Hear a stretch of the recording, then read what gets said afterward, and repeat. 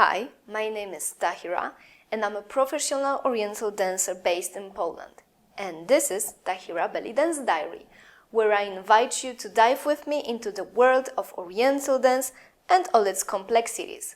Let's begin!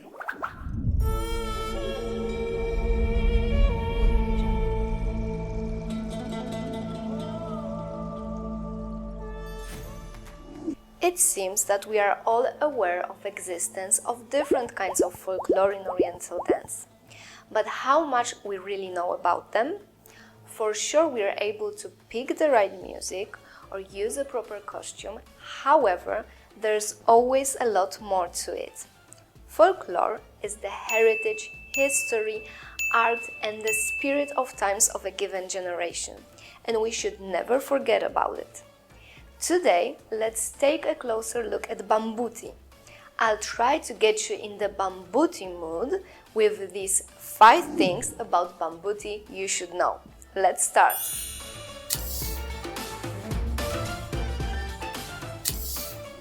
Bambouti dance is strongly connected with the history of the Suez Canal. And to be more precise, I'm talking about the 19th and 20th century. The construction work begins in 1859 and it takes 10 years. It is said that around 1 million of Egyptian workers is taken by force to aid the building process. In 1869, the Suez Canal is officially opened. Thanks to the new possibilities, which are of course connected with the emerging of port cities, a new profession is born. And this profession is called Bambouti. This is the first important point in this history, and I'll come back to it later. The second one is connected with the French control over the Suez Canal and the Suez Crisis. French ruled the canal for about 99 years. However, in 1956, the Egyptian president, Gamal Abdel Nasser, decided to nationalize the canal, and it was the last stroke before the Suez Crisis. Israel, United Kingdom and France invaded Egypt in order to regain Western control over the canal and to remove the Egyptian president. And I'll come back to this also in a couple of minutes, but now let's get back to the Bambouti profession.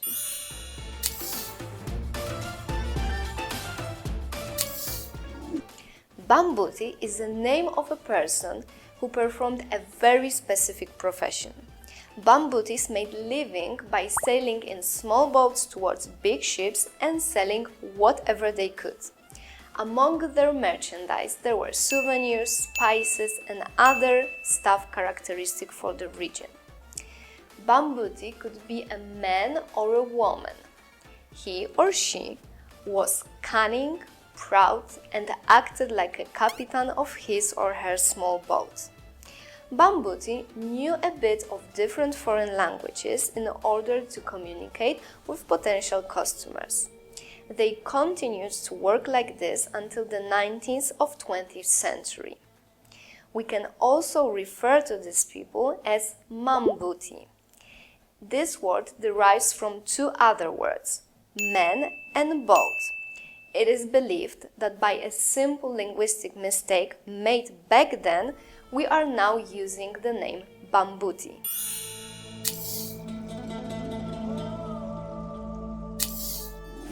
The traditional Bambouti song is a description of the Bambouti's work routine.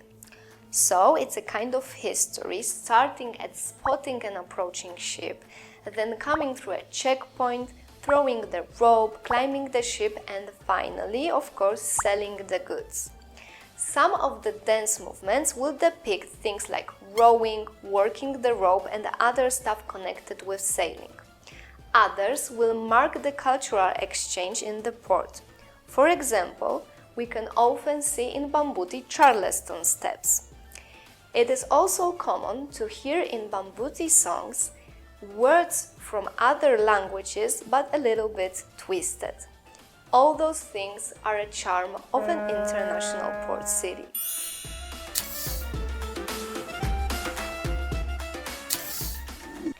Playing spoons is a very common act during Bambouti dance. Why?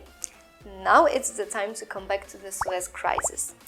During invasion, Egyptian people wanted to encourage themselves to fight, and they did so by means of music. They didn't have any professional instruments, so they used things that were available to them at the moment: spoons, glasses, triangles. That's why now we use spoons during dancing Bambouti.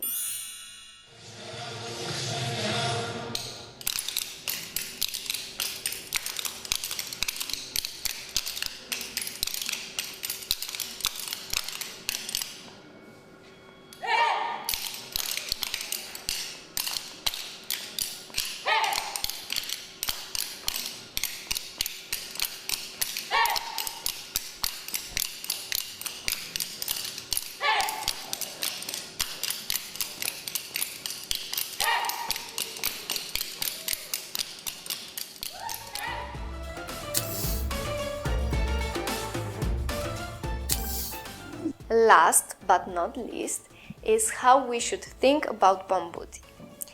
This folklore dance is not like Saidi with a rich cultural heritage and long history. It's more like an invention based on the need of the moment. This information should give us a hint on the overall character of this dance and on how it should be performed on stage. Now you know what characteristic features describe Bambouti person. You know when, where, how and why. These are very important questions when it comes to any dance style.